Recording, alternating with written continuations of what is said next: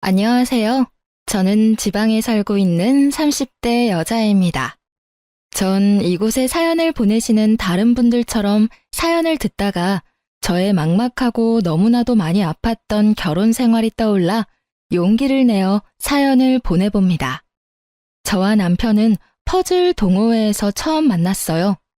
개수가 많은 퍼즐을 맞춰보신 사람들이라면 아시겠지만 그게 생각보다 엄청난 끈기와 인내심이 필요한 취미예요. 그만큼 완성하고 나면 그 만족감이 엄청나기도 하고요.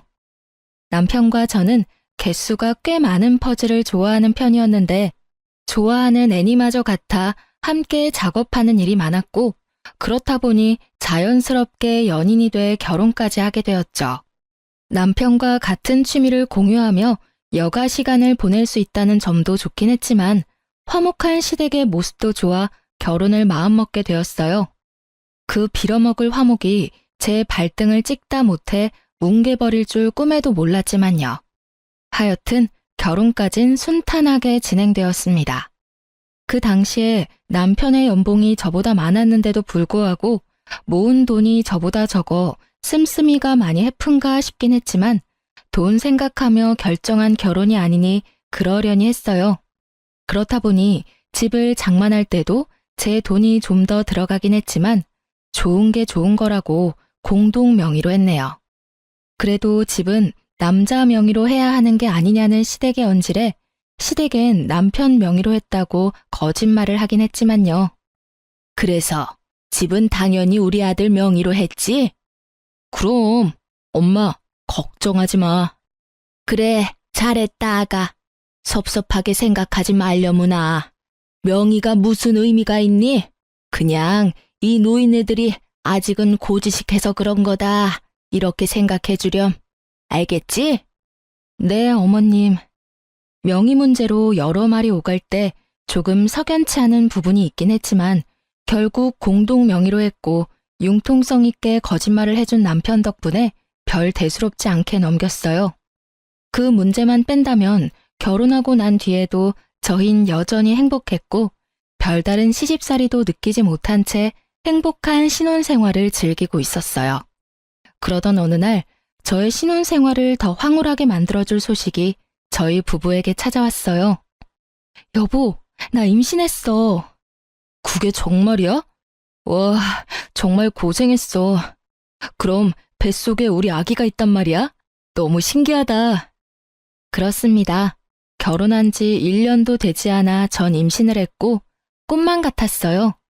아기를 원하고 있기도 했지만 생각보다 더 빨리 임신이 돼서 그 기쁨이 몇 배로 더 크게 느껴졌어요. 판도라의 상자가 열리기 전까지는요.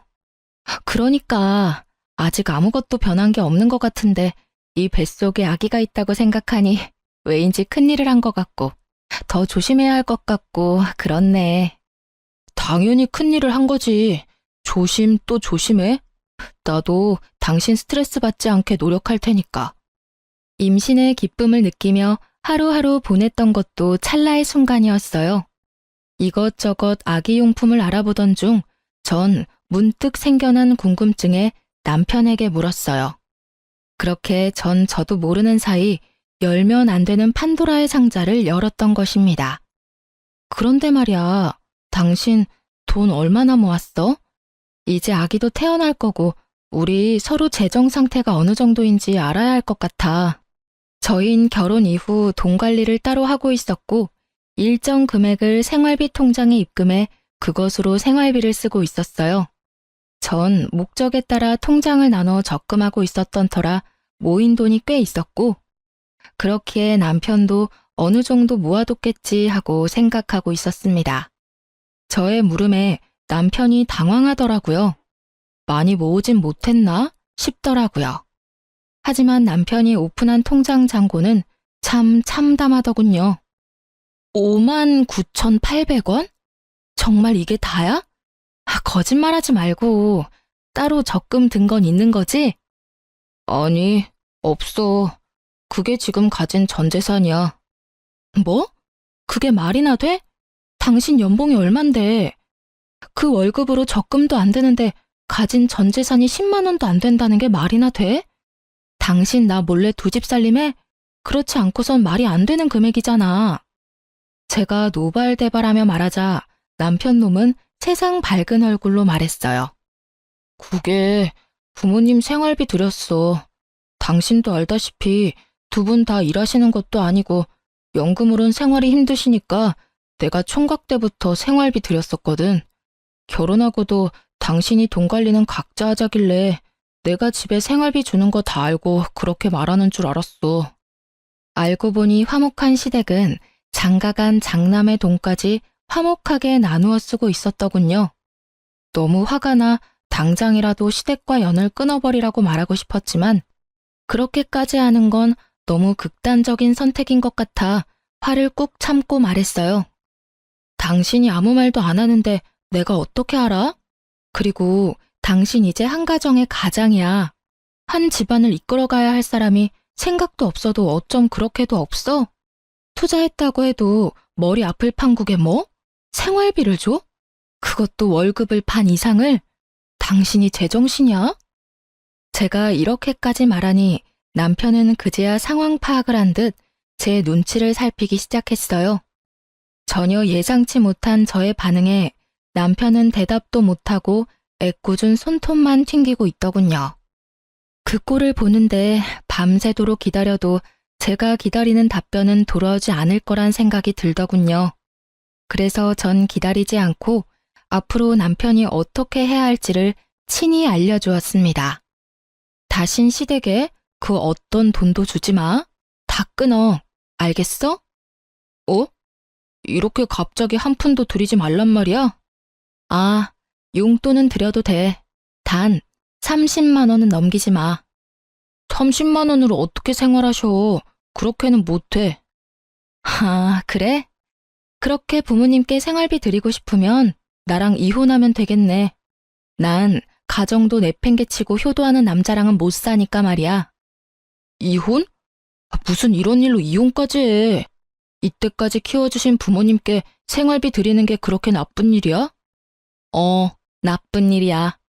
나한테 그거보다 나쁜 일은 없다고. 그렇게 부모님께 효도하고 싶었으면 나랑 결혼을 하지 말았어야지.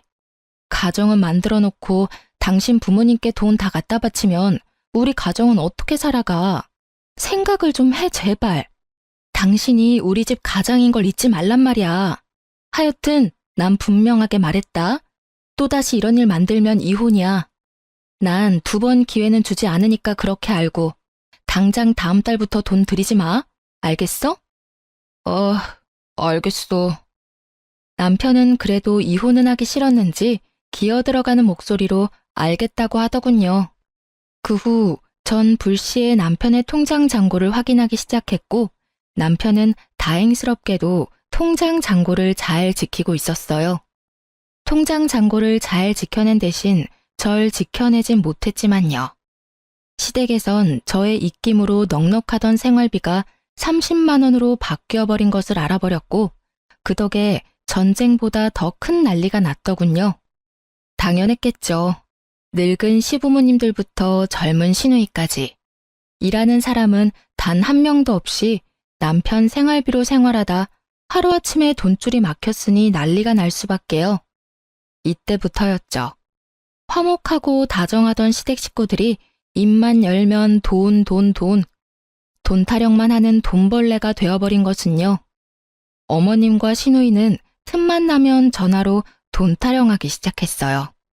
어머님, 무슨 일이세요? 무슨 일? 그걸 몰라서 묻니? 넌 왜 우리 아들 돈도 마음대로 못 쓰게 하니? 왜 너 때문에 화목하던 우리 집이 쑥대밭이 되어야 하냐고? 어머님, 이제 어머님 아들이 장가를 갔어요. 심지어 내년엔 한 아이 아빠도 되고요. 그런 아들의 돈이면 어머님이 나서서 안 줘도 된다고 해야 하는 거 아닐까요? 그렇게 아들 돈이 쓰고 싶으셨으면 장가를 보내지 마셨어야죠. 장가는 보내시고 돈은 계속 받아 쓰시는 게 말이 된다고 생각하세요? 그것도 한두 푼도 아니고 그의 월급 거의 다 받아 쓰셨잖아요. 저희 어머님, 이제 아기도 태어나고 돈 모아야 해요. 어머님도 아시잖아요. 애 하나 키우는데 돈 엄청나게 든다는 거. 그러니까 어머님이 좀 이해해 주세요. 너도 돈 벌잖니? 우리 아들 돈은 우리 주고 네 돈으로 애 키우면 되잖니? 그렇게 하면 온 집안이 화목할 것을 넌 왜 그렇게 생각이 짧니? 아니면 머리가 나쁜 거니? 이건 말인가요, 똥인가요? 왜 사람 입에서 말이 아니라 쓰레기가 나오는지 도통 알 수는 없었지만 일단 대답은 해드렸어요.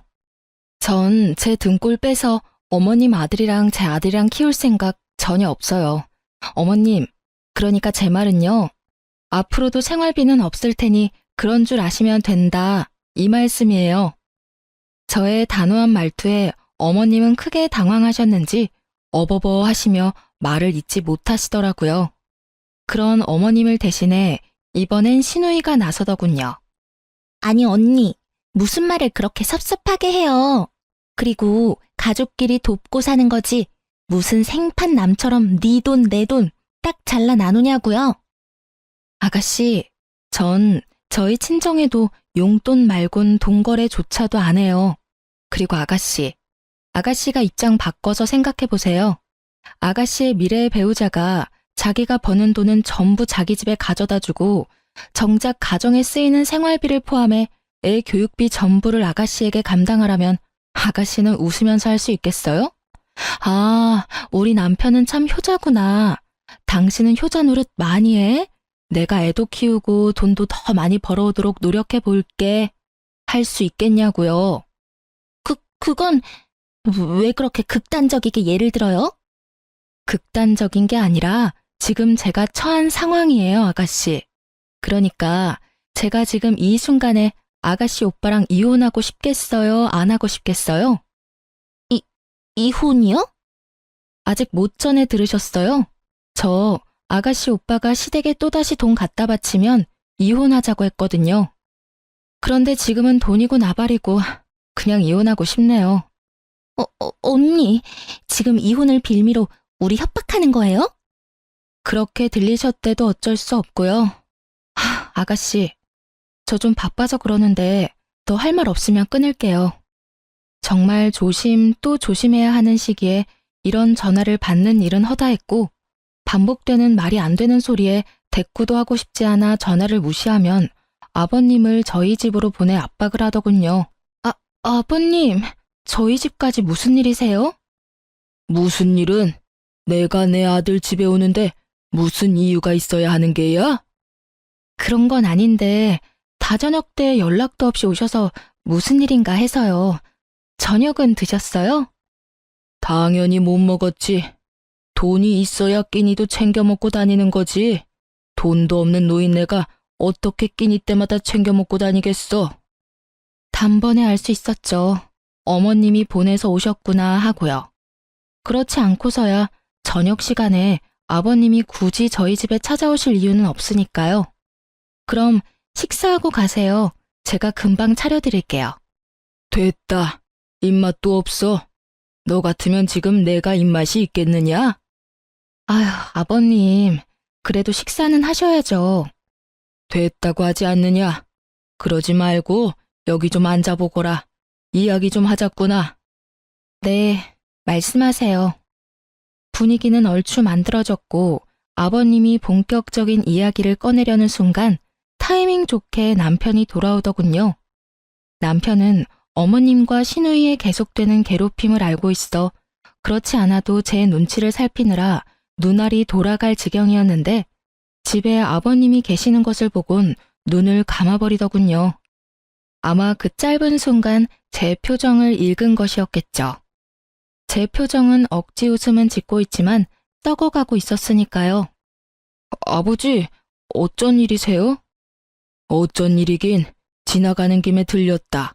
하고 싶은 말도 있고. 저랑 이야기하세요, 저랑. 이 사람 임신 초기라 조심해야 한다고요. 나오세요. 제가 맛있는 거 사드릴 테니까 그거 드시면서 이야기해요. 이 녀석이 왜 사람을 잡아 끌어? 그냥 좀 나오시라고요. 남편은 아버님을 끌고 나가다시피 해서 나가더군요. 저라고 왜 이 상식이 통하지 않는 시댁을 보며 이혼 생각을 하지 않았겠어요? 진짜 확 이혼을 해버릴까 하는 순간마다 나타나 제 편이 되어주는 남편이 있기에 한 번만 더 참자고 하다 보니 저도 모르는 사이 갈 때까지 가고 있더라고요. 참지 말았어야 했는데 아니다 싶을 때 이혼해야 했는데 말이죠. 하여튼 정말 시댁은 누구 하나 제정신인 사람이 없는 집구석이었어요. 상황이 이렇게 되자 일은 일대로 손에 잡히지 않고 입덧도 하지 않는데 음식이 넘어가지 않더라고요. 병원에선 이러다 정말 큰일 난다고 조금이라도 먹으라며 당부를 하기 시작했어요. 전 아기를 생각해 억지로 음식을 섭취했어요. 그야말로 살려고 먹었죠.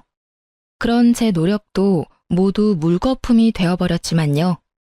그날은 시댁에서 오는 모든 연락과 만남을 피한 지 5일째 되던 날이었는데 웬일인지 아침부터 불이 나야 할 휴대전화가 조용하길래 이상하다 싶었죠.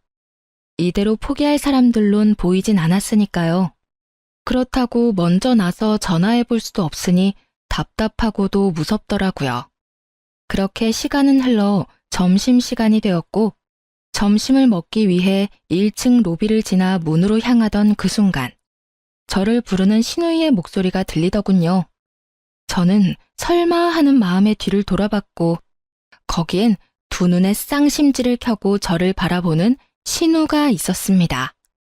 언니, 아가씨, 여기까지 오시면 어떡해요? 나도 오죽했으면 여기까지 왔을까? 저도요, 바쁘다고요. 그러게 전화만 받았어도 이런 일은 없잖아요. 아니, 생활비만 줬어도 이런 일은 없었다고요. 아니, 아가씨, 여러 번 반복해서 말하는데 생활비 못 준다니까요. 제가 꿈쩍도 하지 않고 끝까지 돈을 주지 못한다고 하자 급기야 아가씨는 내 윗옷을 잡고 흔들며 악을 쓰기 시작하더라고요. 그럼 우리는 어떻게 하라고요? 연금 조금이랑 용돈 30만 원으로 어떻게 살아요? 지금 우리 집 꼴이 어떤 줄이나 알아요? 언니 고집 때문에 쑥대밭도 그런 쑥대밭이 없다고요. 어떻게 책임질 거예요? 그걸 왜 제가 책임을 져요? 그렇게 쑥대밭이면 아가씨가 일을 하시면 되자... 신우이에게 윗옷이 잡힌 채로 말다툼을 하던 저는 갑자기 아랫배에서 참지 못할 고통이 전해지며 그 자리에 쓰러지다시피 주저앉았고 제가 앉은 자리에 다리를 타고 흘러내리던 피가 한 방울씩 고이기 시작하더군요. 네, 전 결국 유산을 하고 만 것이었어요. 이렇게 급한 상황에 신우이란 사람이 한 말과 행동이 정말 가관이었습니다. 그러게, 누가 남의 돈줄 틀어막으래요? 다 벌 받은 거라고요. 거짓말 하나 보태지 않고 딱 이렇게 말을 하고선 뒤돌아가는데 정말 일어설 수만 있다면 머리끄덩이를 잡아버리고 싶더라고요. 전 결국 동료들이 119에 연락을 해주어 무사히 병원으로 옮겨졌고 출혈은 많았지만 빠른 처치 덕분에 위험한 상황 없이 치료받고 집으로 돌아올 수 있었어요. 집에 돌아온 저는 아기를 잃었다는 상실감에 아무것도 할 수가 없었어요. 전 회사에 휴직계를 냈고 회사에서도 이해한다며 충분히 쉬고 돌아오라고 하더군요. 하물며 생판 남인 회사에서도 이렇게 저를 보듬어 주는데 가족이란 인간들은 참 해도 해도 너무하더군요.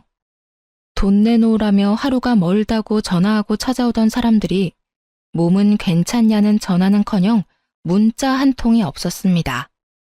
시댁 인간들에게 기대할 것도 없다고 생각했는데 막상 그런 상황에 연락조차 없으니 아직 남은 기대가 있었었는지 실망이 크더군요. 여보, 괜찮아? 많이 힘들지? 어디 아픈 데는 없어? 아픈 데는 없어. 그냥 마음이 좀 그렇네. 그런데 요즘 어머님이랑 아가씨랑 무슨 일 있으셔? 연락도 없으시고. 아버지랑 해서 다 같이 해외여행 가셨어. 아마 다음 주나 돼야 돌아오실 거야. 남편의 말을 듣고 있는데 할 말이 없더라고요. 아니, 하고 싶은 말이 없더라고요. 제가 누구 때문에 아기까지 잃었는데 사과는커녕 안부 연락 한 통도 없더니 해외여행 중이었다니. 참 대단하신 분들이라 생각했어요.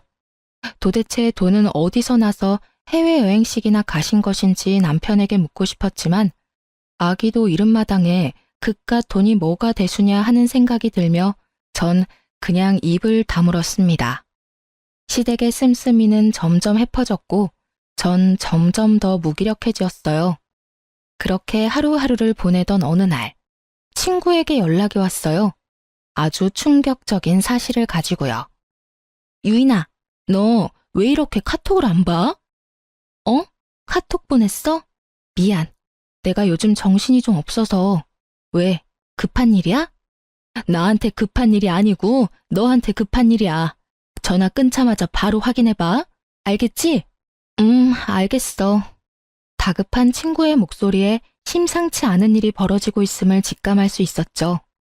전 친구가 보내준 메시지를 확인했고 메시지엔 별다른 내용 없이 링크 하나가 와 있더군요. 전 그 링크를 눌렀고 그것은 그야말로 또 다른 판도라의 상자였습니다. 그건 다름 아닌 신우이의 SNS였어요. 평소 전 SNS엔 관심도 없었을 뿐더러 어떻게 하는지조차 몰랐던 터라 처음엔 이게 뭐지 하는 마음에 멍하니 액정만 쳐다보고 있었어요. 그러다 신우이의 얼굴이 보이고 전 홀린 사람처럼 스크롤을 내리며 SNS를 보기 시작했죠. 그곳에서의 신우이는 전혀 다른 사람이더군요. 오빠한테 기생충 마냥 들러붙어 생활하는 현실과는 달리 그곳의 신우이는 마치 재벌집 딸 같았어요. 각종 여행지를 다니고 비싼 가방에 비싼 화장품, 거기에다 그냥 보아도 비싸 보이는 고급 음식점까지. 전 무기력함에 하루가 어떻게 가는 줄도 모르고 사는데 신우이는 참 행복해 보이더라고요. 그렇게 그 어이없는 사진들을 보는 와중 제 시선을 확 사로잡은 사진 한 장이 있었어요. 바로 아기 신발 사진이었어요. 있지도 않은 재력을 과시하는 사진 중에 단연 눈에 들어오는 사진. 사진도 사진이지만 그 아래에 적혀있는 글귀가 저의 억장을 무너뜨렸습니다. 세상 빛도 보지 못하고 하늘나라로 가버린 가여운 내 조카. 다음 생엔 부디 나에게로 와주렴. 내가 꼭 지켜줄게. 이렇게 쓰인 글 밑에 달린 댓글은 더 가관이었어요. 무슨 일이야? 유산하셨어? 돈돈거리면서 다니더니 결국 유산했어. 어쩌면 좋아. 상심이 크시겠다. 상심이 크긴 모르긴 몰라도 유산바라고 그랬을 수도 있어. 병원에서 그렇게 조심하라고 했다던데. 쉬기는커녕 어딜 그렇게 바쁘게 다니는지. 어쩜 임신한 여자가 그렇게도 조심성이 없는지 태교도 전혀 안 하고 매일 소리만 버럭 지르고 성질만 내고. 아, 뱃속의 아기만 불쌍하게 됐지 뭐. 살면서 그렇게 화가 난 적은 처음이었던 것 같아요. 휴대전화를 쥐고 있는 손이 부들부들 떨리는데 주체가 안 되더군요. 신우이의 말도 안 되는 모함을 읽어내리고 있는데 익숙한 아이디가 보이더군요. 바로 남편이었어요. 우리 동생 상심이 컸구나. 나보다 오빠가 더 힘들겠지. 괜찮아? 언니는 오빠한테 별말 안 해? 난 네 언니 때문에 안 괜찮지.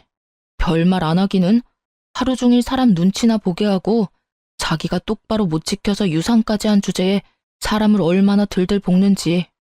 유산으로 힘든 건 이해 안 되는 건 아닌데 해도 해도 너무한다는 생각이 드네. 해도 해도 너무한 사람이 누군데 저런 말을, 그것도 공개적인 곳에서 하는 걸까요? 글에 음성 기능이라도 추가된 듯 신우이와 남편의 목소리가 귀에 울리는데 도무지 화가 가라앉지 않더라고요. 거기에서 끝이 아니었어요. 그 뒤로 이어진 사진과 글귀에선 심심치 않게 남편이 등장했는데 그곳에 적힌 글에 의하면 남편이 다시 시댁에 금전적인 도움을 주고 있더라고요. 이제 태어날 아기가 없으니 얼마든지 도와줄 수 있다나 뭐라나. 남매가 쌍으로 하트를 날려대며 즐거워하는데 더는 화날 감정도 남아있지 않는지 그저 웃음이 나더군요. 아무리 제가 SNS를 하지 않을 뿐 아니라 관심도 없다 하더라도 이렇게 공개적으로 이런 대화를 나눌 수 있는지, 관심병도 이런 관심병이 또 없더라고요. 그것도 생각이 없는 관심병. 왜 저 사람들은 제 친구 중 SNS 친구가 겹치는 사람 한 명쯤은 있지 않을까 하는 생각은 못한 걸까요? 뭐 그런 생각조차 없는 사람들이니 그딴 짓을 하고 저렇게 즐거워하고 있을 테죠. 치가 떨리는 분노도 잠시 한 치 앞도 보지 못하고 이렇게 공개적인 자리에서 제 욕을 해주었다는 사실이 고마워서 눈물이 다 날 지경이었어요. 그 덕분에 보다 빠르게 이혼을 마음먹을 수 있었고 보다 쉽게 증거들을 모을 수 있었으니까요. 전 이혼 결심과 동시에 저 뻔뻔한 빈대들을 어떻게 하면 잘 박멸할 수 있을까 하는 고민에 빠졌죠. 길게 고민할 필요가 없었어요. 당한 것이 많아 계획이 차르르 종이 넘어가듯 쉽게 세워졌으니까요. 일단 전 신우이의 SNS를 캡처해 두었어요.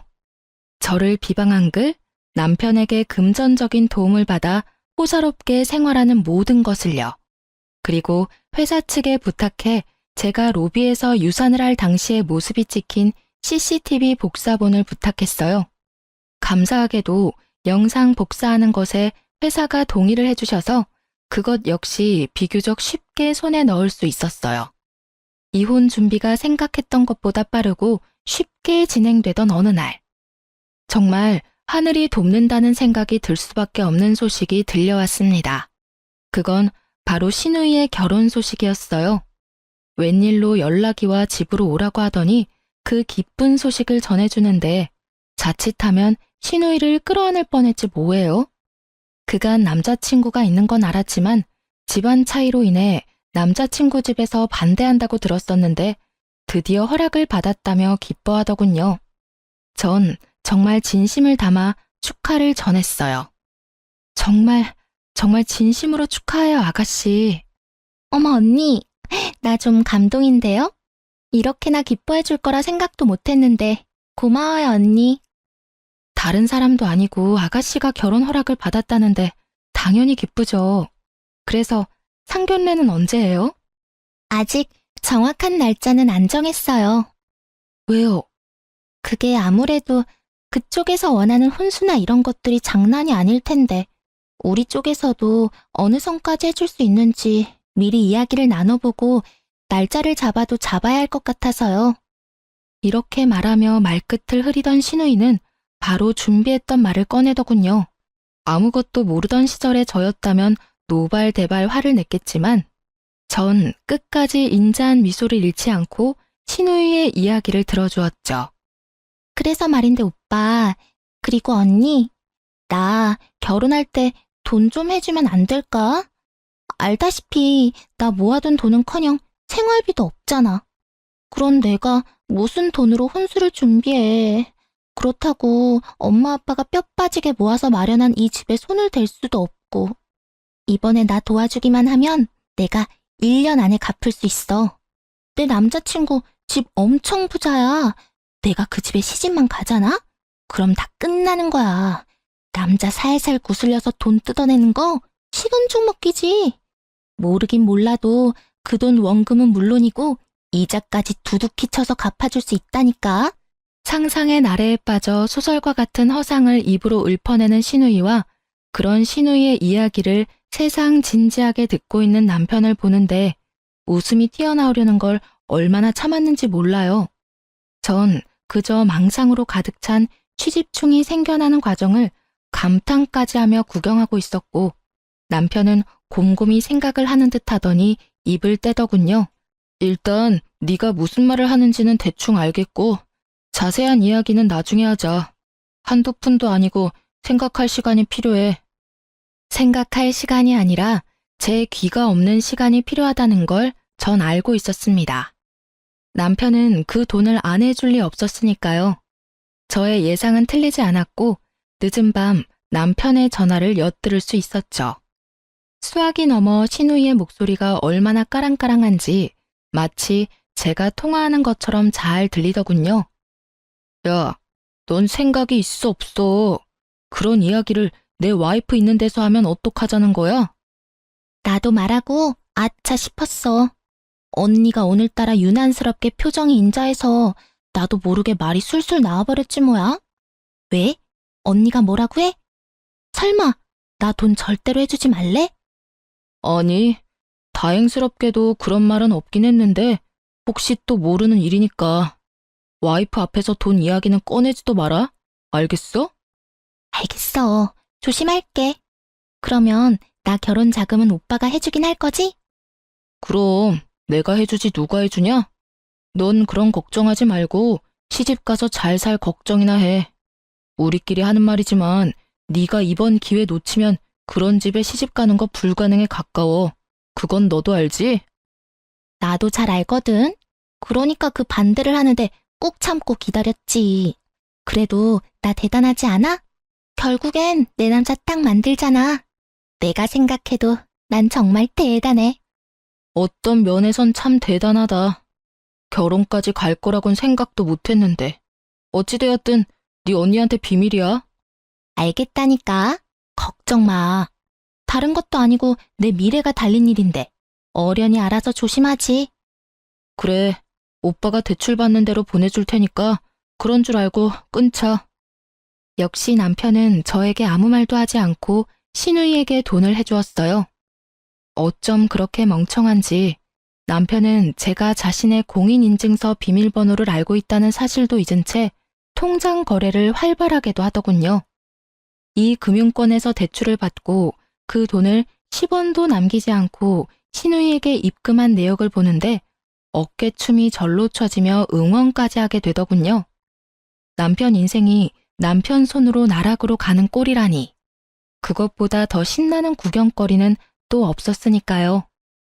돈을 마련한 시누이는 상견례를 무사히 마쳤고 혼수 목록이 생각보다 어마해 시누이도 대출을 받아 목록을 겨우 채운 것 같았어요. 그렇게 시댁엔 웃음꽃이 피어나고 있더군요. 저에게도 웃음꽃이 피어났죠. 이제 빈대 박멸의 시간이 되었으니까요. 전 차곡차곡 모은 시누이의 개차반과도 같은 행실에 관한 증거를 시누이의 예비 신랑에게 보내주었습니다. SNS 메시지로요. 참 편리했어요. 전화번호도 아무것도 모르는데 이렇게나 간편히 연락을 할 수 있다니. 전 증거를 보내주면서 제 전화번호도 남겼어요. 얼마나 흘렀을까요? 시누이의 예비 신랑에게서 연락이 왔더라고요. 여보세요? 누구시죠? 저 보내주신 메시지 보고 연락드렸습니다. 아, 네, 안녕하세요. 다 보셨나요? 다 봤으니 연락드렸죠. 시누이도 엄연한 가족인데 이런 내용을 보내시다니. 솔직하게 말씀드리죠. 사실 그쪽이 미친 여자라고도 생각하고 있습니다. 그런데 이렇게까지 디테일하게 모아서 보낸 걸 보니 그냥 무시하고 넘길 수도 없어서 연락드렸어요. 충분히 이해합니다. 그런데 생각하시는 가족과는 거리가 멀어서요. 오죽했으면 제가 그런 걸 보냈을까요? 연락 주시면 보내드리려고 준비한 사진하고 음성 파일도 있으니 그거 바로 보내드릴게요. 그것까지 확인해 보시고 잘 결정하세요. 제가 이래라 저래라 할 입장은 아니지만 부디 옳은 결정하시길 바랄게요. 전 전화를 끊은 뒤 제가 사기꾼이나 이상한 사람은 아니라는 것을 증명해줄 결혼식 때 시댁 식구들과 찍은 가족 사진과 음성 파일을 보내줬어요. 그 음성 파일은 시누이의 호출로 시댁에 갔을 당시 기껏해야 이혼 시 증거로 제출할 목적으로 녹음하려고 준비했던 것인데 아무것도 모르는 시누이가 대박 증거를 준 것이었죠. 결혼만 하면 돈을 빼돌려 원금에 이자까지 주겠다는 내용이 아주 선명하게 녹음되어 있는 시누이의 민낯의 진실이 고스란히 녹음된 파일이었어요. 모든 것을 확인한 시누이의 예비신랑은 저를 믿을 수 있게 되었는지 사과와 함께 고마운 마음을 전해왔어요. 다 확인했습니다. 제 인생을 구해주실 분인 줄도 모르고 아까는 죄송했습니다. 워낙 믿을 수 없는 내용이다 보니 제가 날이 좀 서 있었어요. 아까도 말했듯이 이해해요. 어떻게 믿을 수가 있겠어요? 자신이 사랑하는 여자가 그렇게나 염치도 양심도 없는 사람이란 걸요. 정말 몰랐습니다. 변변한 직장이 없는 것도 그 여자 말처럼 신부 수업을 하느라 그만둔 줄로만 알았고 혼수 마련도 아무 말 없이 진행하길래 당연히 그 정도의 능력은 되는 줄 알았습니다. 뒤에선 그런 생각을 하는지 정말 꿈에도 알지 못했어요. 그리고 유산하신 이유도 정말 몰랐습니다. 그렇게나 독한 여자라곤 상상도 못했으니까요. 보내드린 거 다 보셔서 아시겠지만 그 여자 직장이라곤 가져본 적도 없으면서 자기 오빠 돈으로 사치란 사치는 다 하고 돌아다녔어요. 요리학원은커녕 주방에서 밥 한 번, 설거지 한 번을 하는 꼴을 본 적도 없고요. 지금 마련하신 집에 들어가 있는 그 혼수도 그 여자 오빠이자 아직은 제 남편인 사람이 있는 대출 없는 대출 다 끌어다 마련한 거예요. 유산에 대해선 더 말하고 싶지도 않네요. 어떻게 그렇게 감쪽같이 속을 수가 있었는지 저 자신이 너무 한심스럽네요. 속은 사람이 무슨 잘못이 있겠어요? 속인 사람이 잘못이지. 아무쪼록 마음 정리 잘하시고 빠르고 바른 결정 기다리고 있겠습니다. 네, 감사하고 또 감사합니다. 이렇게 모든 사실을 알게 된 예비 신랑은 그 길로 신우이에게 파혼을 통보했고 신우이는 개거품을 물고 넘어갔어요. 파혼한 것도 파혼한 것인데 대출까지 내서 마련한 혼수품을 생각하니 정신이라도 놓고 싶은 심정이겠죠. 이미 마련된 집에 가전 가구는 다 들어간 터라 반품도 힘들 테고 꼼짝없이 중고로 처분해야 할 텐데 그야말로 똥값 처분일 테니까요. 난리 생난리가 난 신우이는 어떻게 안 것인지 금방이라도 터질 듯한 얼굴로 저를 찾아왔더군요. 씩씩거리는 꼴이 얼마나 통쾌한지 저도 모르게 웃어버렸어요. 지금 웃어요? 죄송해요. 저도 모르게 웃음이 터져 나왔네요. 참았어야 했는데. 언니 진짜 미쳤어요? 아님 내 인생 말아먹으려고 작정이라도 한 거예요? 그러지 않고서야 그런 걸 그 사람한테 보낼 수가 있어요? 언니 때문에 나 파혼당했다고요. 결혼보다는 파혼이라잖아요. 어차피 아가씨 결혼했어도 금방 쫓겨날 게 불보듯 뻔한데 파혼하게 해준 나한테 고마워해야 하는 거 아니에요? 뭐라고? 너 말 다 했어? 아니, 아직 덜 했다. 야, 말이야 바른 말이라고 내가 유산한 게 조심성이 없어서 그런 거니? 너랑 네 엄마가 하루가 멀다고 사람을 못 살게 구는데 유산을 안 하고 배기겠어? 엄연히 말하면 너 때문이지, 이 뻔뻔한 년아. 그날 네가 회사까지 찾아와서 그 난리만 안 피웠어도 우리 애가 그렇게까지 되는 일은 없었다고. 절기와 같은 제 말에 신우이는 더 버럭버럭하며 달려들더군요. 제 머리채라도 잡으려는 품새였지만 가볍게 손목을 잡고 뿌리쳤습니다. 그러니 분이 풀리지 않는지 온몸을 떨기 시작했어요. 그렇게 신우이와 제가 싸우고 있는 사이 소식을 전해 들은 남편이 도착했고 남편 역시 화가 많이 나 있더군요. 저를 보자마자 욕부터 하기 시작하는데 귀가 썩을 것만 같았어요. 야, 이 미친년아. 네가 제정신이야? 얘 결혼에 들어간 돈이 얼만데 다 어쩔 거야? 집안 말아먹으려고 작정했어? 여동생의 파혼보다 들어간 돈부터 걱정하는 오빠라. 참 눈물겨운 가족 사랑이더군요. 내가 그걸 어떻게 알아? 네가 나한테 말 한마디 하지 않고 버린 일을. 그러게, 나한테 상의 정도는 하지 그랬어. 뭐 그래도 이런 일은 일어났을 테지만. 뭐야, 너 진짜 미친 게 분명하구나. 정신 차려. 지금 상황이 장난 같아? 누가 장난이래? 너나 정신 차리고 상황 파악 제대로 해. 정신 차리는 김에 이것도 좀 보고. 전 남편의 손에 신우이의 SNS를 캡처해 뽑아놓았던 사진들을 쥐어주었어요. 신경질적으로 사진을 보던 남편은 멈칫하더니 흔들리는 동공으로 절 보더라고요. 그나마 다행이네. 잘못한 거는 아는 것 같아서. 여보, 이건 내 말 좀 들어봐. 다 오해야. 오해는 무슨. 친히 오해할 수도 없게 이렇게 글로 남겨줘서 얼마나 고마운지 몰라. 우리 이혼해. 난 더는 당신 같은 인간을 포함해 당신 집이랑 한 가족으로 엮이고 싶지 않아. 갑작스러운 이혼 통보에 남편은 뒤통수를 한 대 맞은 듯 아무런 말을 하지 않았고 신우이는 표정이 밝아지며 신나서 입을 떼더군요. 그래, 이혼해버려. 이런 미친년이랑 더 살지 마, 오빠. 야, 너 당장 우리 오빠랑 이혼하고 이 집에서 당장 나가. 지금 당장. 얼른 꺼지라고. 신우이는 당장 나가라며 저를 잡아 끌기 시작했고 전 그 순간 유산할 때의 기억이 떠오르며 신우이를 뿌리치곤 그대로 뺨을 때려버렸어요. 네가 감히 날 때려? 그러게, 잡기는 왜 잡아? 그렇지 않아도 때리고 싶은 거 참고 있었는데 누가 부채질 하래? 그리고 내가 왜 이 집에서 나가? 나가려거든 너랑 네 오빠가 나가야지. 우리가 왜 나가? 여긴 우리 오빠 집인데. 유산하더니 정말 미치기라도 한 거야? 아참, 너희 가족들은 이 집이 이 인간 명의라고 알고 있지? 그래서 그렇게 표정이 밝았던 거구나. 잘 들어. 내가 아주 충격 가득한 진실을 말해줄 테니까. 충격 가득한 진실? 그래, 사실 여기 내 명의야. 애초에 네 오빠 단독 명의였던 적은 없었다고. 그렇습니다. 저희가 살고 있던 집은 공동 명의에서 제 명의가 되어버린 지 오래였어요. 임신하고 난 뒤 남편이 시댁으로 돈을 주고 있었다는 사실을 한 저는 남편을 설득해 집부터 제 명의로 바꿔놨었어요.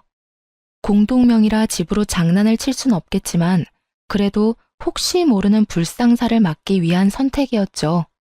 그 선택이 훗날 이렇게 절 웃게 만들지는 꿈에도 몰랐네요. 뭐라고? 그럴 리가 없잖아. 분명 우리 오빠 명의라고 했는데. 그건 너희 집에서 양심도 없이 명의 타령을 해대니까 거짓말했던 거야. 자, 이제 상황 파악이 다 됐으면 둘 다 좀 꺼져줄래? 한없이 당당한 저와 말없이 고개를 숙인 남편. 이제야 자신이 집도 없는 오빠를 이혼까지 시키게 된 사실을 깨달은 신우이는 아무런 말도 하지 않고 나 몰라라 하며 집을 나가버렸습니다. 대출까지 받아 아낌없이 도움을 주었던 동생마저 떠나버리고 남편은 제 바지가랑이를 붙들고 빌기 시작하더군요. 여보, 내가 잘못했어. 그땐 나도 제정신이 아니었어. 당신도 알 거 아냐. 그때 얼마나 힘들었는지. 나도 아기 아빠였는데 그 심정이 오죽했겠어. 상실감이 너무 크고 너무 슬퍼서 누구라도 탓할 사람이 필요했어. 그래도 당신을 탓하면 안 되는 거였는데 정말 미안해, 여보. 아, 슬펐구나. 상실감도 크고 그런 사람이 가족들한테 또 돈을 줬어? 이젠 아기도 없으니 다시 생활비 줄 수 있다면서? 그건 당신도 알잖아. 우리 집 진짜 내 도움이 없으면 생활도 안 된다고. 그런 거 뻔히 알면서 모르는 척하기가 힘들었어. 그럼 나는 신경도 안 쓰였어? 그리고 그런 상황이면 아가씨가 일을 하면 되는 일이잖아. 젊은 아가씨가 생활비도 없으면서 그렇게 놀고 먹는다는 게 상식적으로 말이 돼? 무슨 재벌집 막내딸이라도 된대? 그 어린애를 무슨 일을 시켜? 아직도 정신을 못 차렸구나. 그 어리다는 애가 오늘 아침까진 예비 신부였어, 이 사람아. 그리고 내가 깜빡했는데 당신 아가씨 결혼 자금도 준 거 나 다 알고 있어. 이런데도 용서해달라고? 그럼 어떻게 해? 그런 집 놓치면 한평생 후회할 텐데. 그러지 말고 여보, 나 한 번만 용서해줘. 앞으로 이런 일 진짜 없을 거야. 진짜야. 내가 그랬지? 다시 한번 시댁 돕는 일 있으면 그땐 바로 이혼이라고. 난 당신이랑 이혼할 이유가 이렇게도 차고 넘치는데 당신은 나랑 이혼하면 안 되는 이유가 있긴 있어? 이유? 그게 있지. 난 당신을 아직 사랑한단 말이야. 사랑? 참 쉬운 이유네. 사랑. 그런 이유라면 간단하지. 당신은 날 사랑할지 몰라도 난 당신 사랑 안 해. 그러니까 그냥 이혼해. 남편의 어떤 말도 저에게 통하지 않았고 남편은 사랑 타령을 하며 발악을 하더군요. 이 미친놈을 어떻게 해야 하나 고민스러운 그때 비밀번호를 누르고 집으로 구세주가 걸어 들어오더군요. 그 사람은 혹시나 하는 상황을 대비해 부른 제 남동생이었어요. 부모님께는 차마 말씀드리지 못한 상황이었고 남동생에겐 모든 사실을 말해주며 도움을 청했었죠. 제 동생 대학교 때까지 운동했던 애라 체구도 좋고 힘도 일반인보다 훨씬 세요. 그런 동생이 등장하자 그놈은 자리에서 벌떡 일어나 뒷걸음질을 치더라고요. 동생 표정이 제가 봐도 무서웠으니 남편은 오죽했을까요? 초남, 잠시만 진정해봐. 다 오해야, 오해. 오해? 오해 같은 소리 하네. 지금 한 대 치고 싶은 거 겨우 참고 있으니까 좋은 말로 할 때 당장 꺼져. 말로 해. 말로 하라고. 내 몸에 손끝이라도 댔다간 바로 경찰에 신고할 거야? 신고? 하려면 해. 얼마든지 하라고. 겁 하나도 안 나. 이거 놔. 이거 놓으라고. 남편은 동생의 손에 의해 질질 끌려나갔고 동생은 남편을 쫓아낸 후 비밀번호를 바꿔버렸어요. 끝까지 구질구질한 남편은 이혼마저 구질구질하게 끌더군요. 결국 저의 이혼은 소송으로 가게 되었고 당연히 저의 승소로 끝이 났습니다. 남편뿐 아니라 시누이에게까지 위자료를 받고 이혼을 할 수 있었죠. 이렇게 저의 지옥과도 같았던 결혼 생활은 끝이 났어요. 전에 들은 말론 자식들의 빚잔치를 결국 전 시부모님들이 해결해 주셨다고 해요.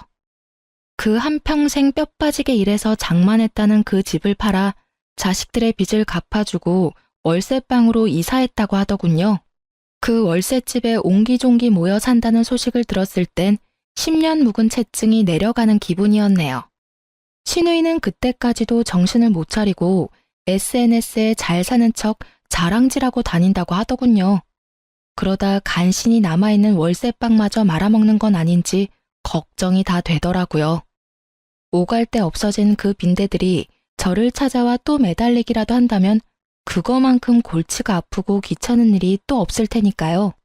어찌되었든 이젠 상관없는 사람들이니 모든 소식을 끊고 살려고 노력 중이에요. 그래도 혹시 모르는 일을 대비해 전 전화번호를 바꾸는 건 물론이고 집, 회사까지 옮겼어요. 새로운 곳에 정착한 지도 벌써 4년이 넘어가네요.